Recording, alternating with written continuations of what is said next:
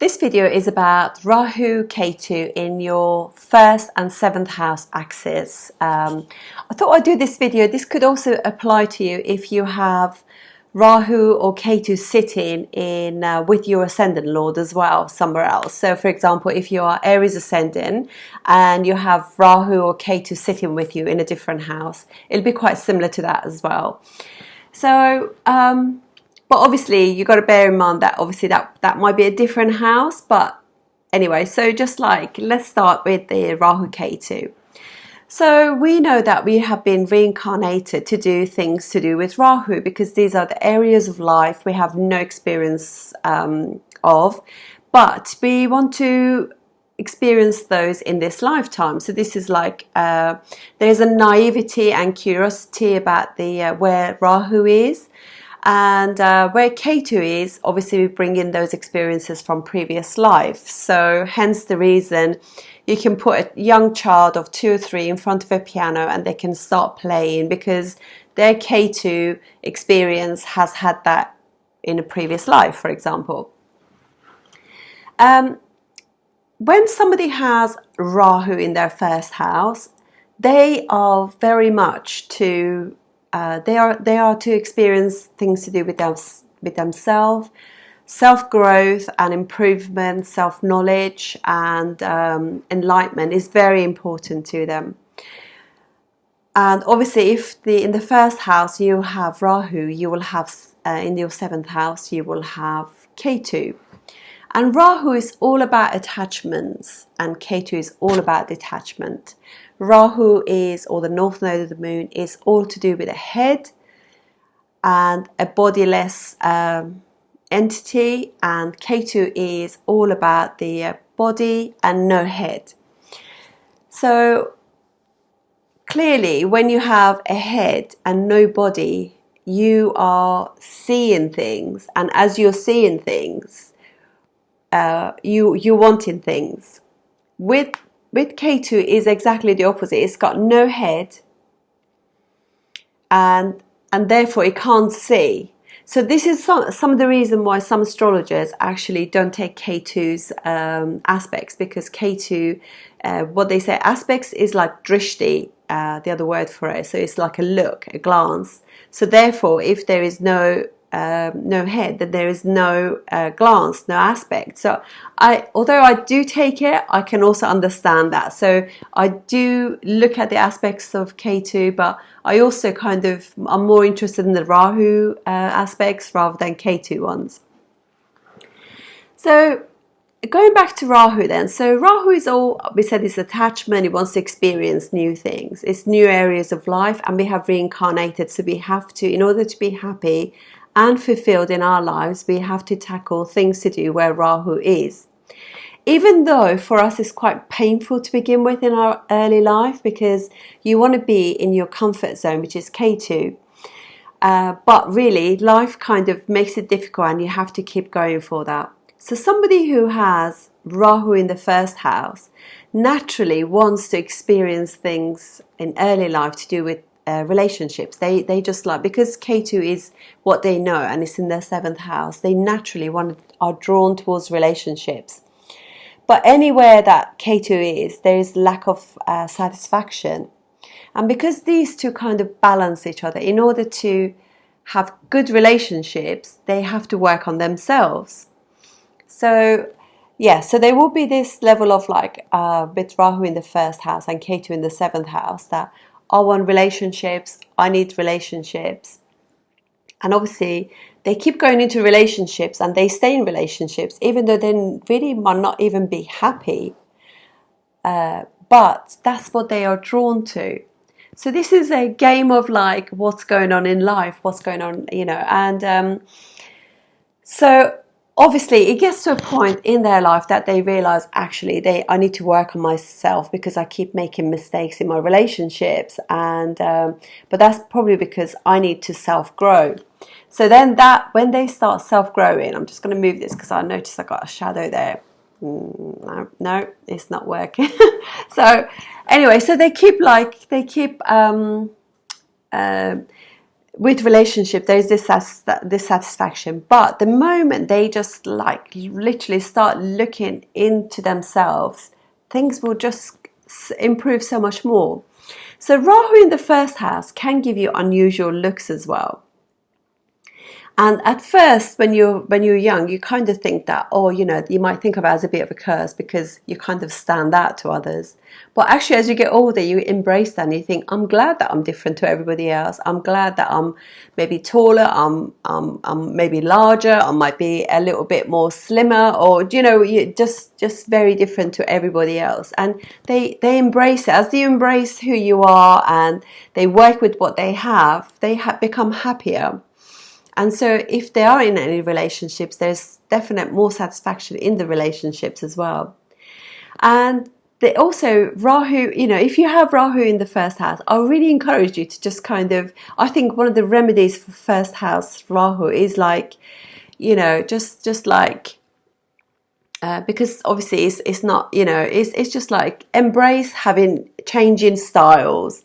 These are the things you want to do, particularly if your Rahu is in any of the signs like Taurus or Libra or Gemini, where they are like more sort of like into looks and things like that. Do that, you know, start changing your style, and they could have a very unique look as well, because they are just different, you know.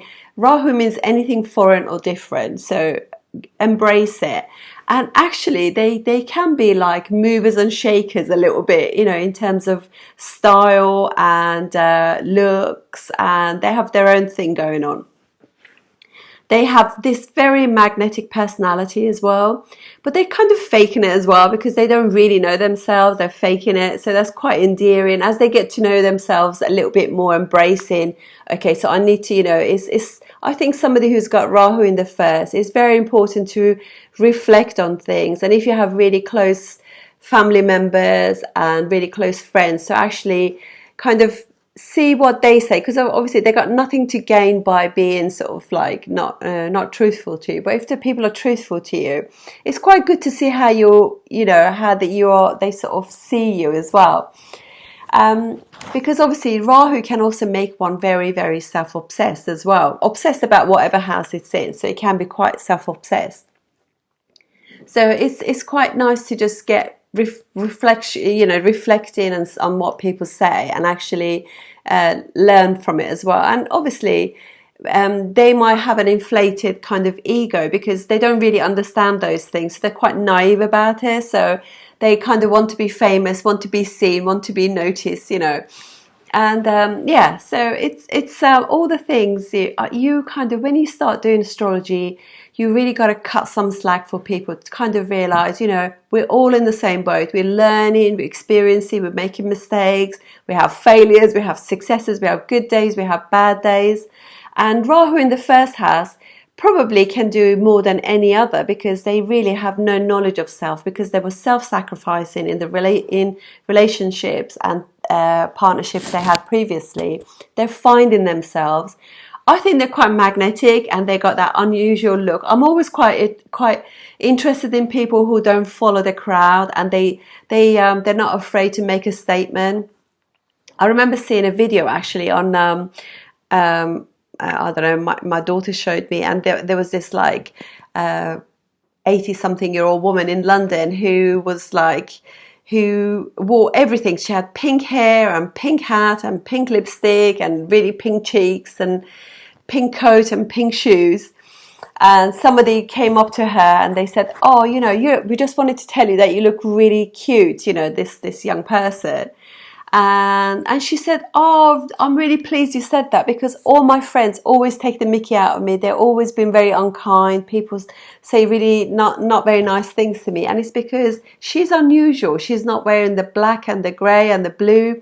And she's standing out, and bravo. I think it's really nice that people can embrace the Rahu within them, you know. So sometimes this can happen to us also in transit, where you have Rahu in your first house and you suddenly decide, oh, you know, I want to start, you know, if it's a man, for example, I want to grow a beard, or I want to shave my beard, or I want to start wearing coloured shirts or something, you know.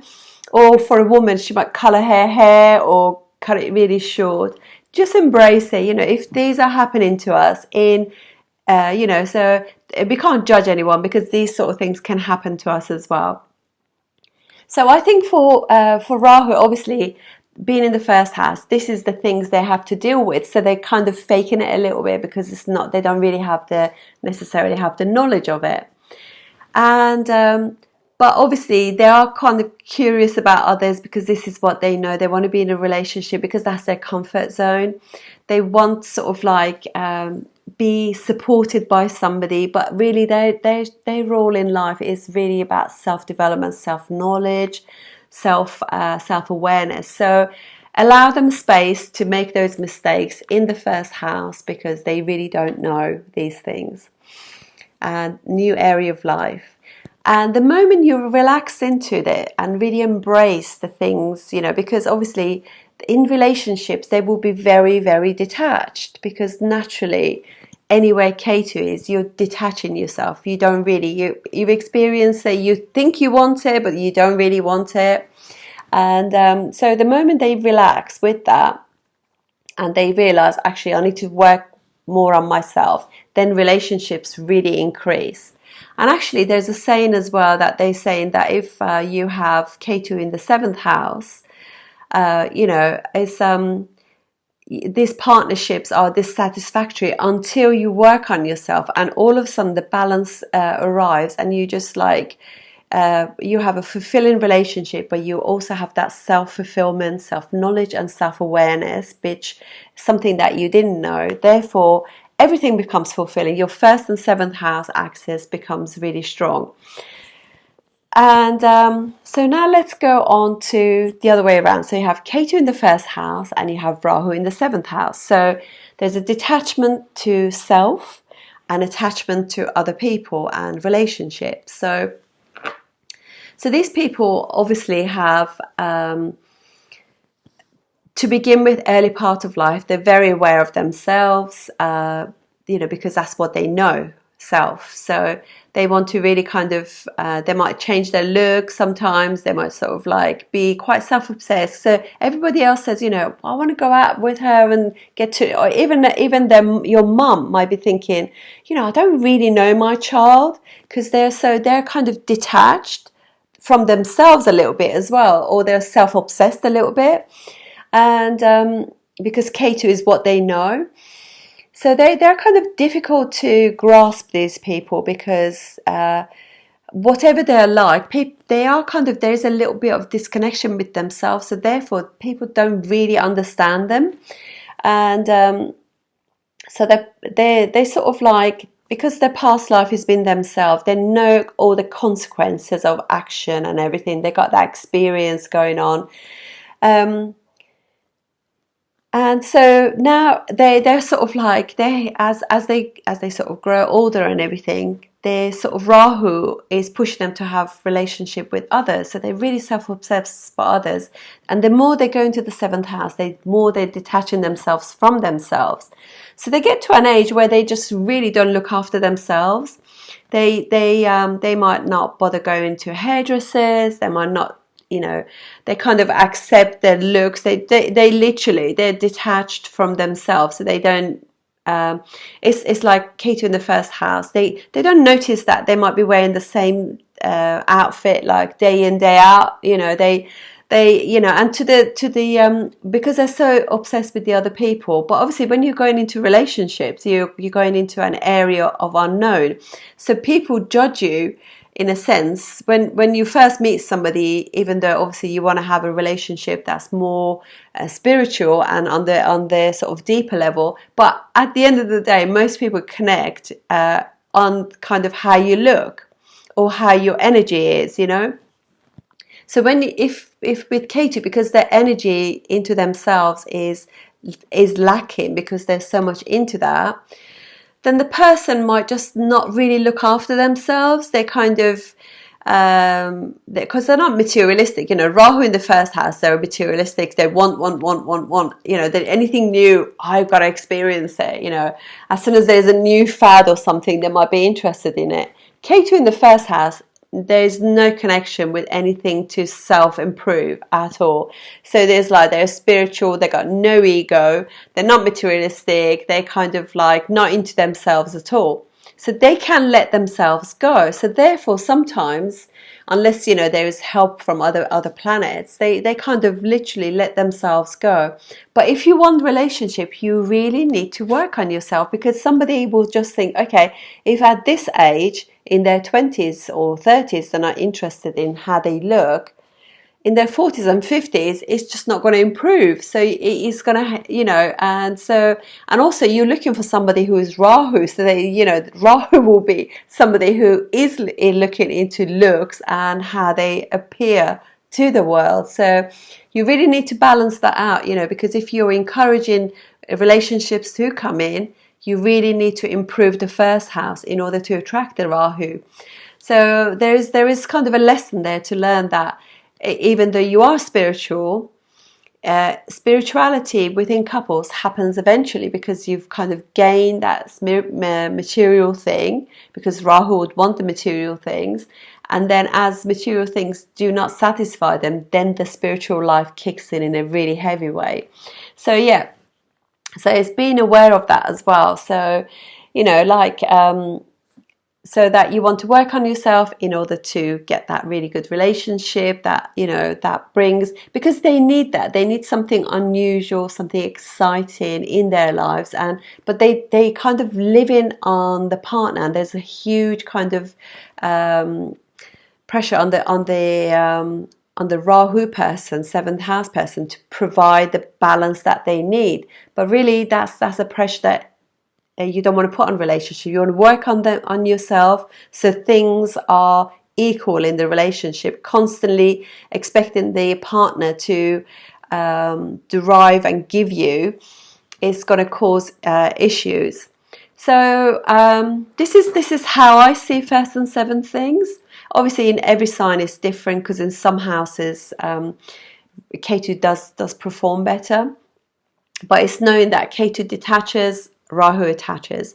And somebody who's got like Ketu will be like, they're not into Ketu in the seventh, they're not into relationships, they're kind of unavailable. There's wherever Ketu is, first or seventh, there's an unavailability to that house. So if you've got Ketu in the first house, you're unavailable to yourself, you're detached from yourself, you know, and you are introverted and you can self-isolate. Whereas you need to be in relationships, so you need to go out, you need to socialize and be around other people so that you can actually meet somebody. It's very important to just realize that how you play this game of Rahu Ketu for self-fulfillment, you know.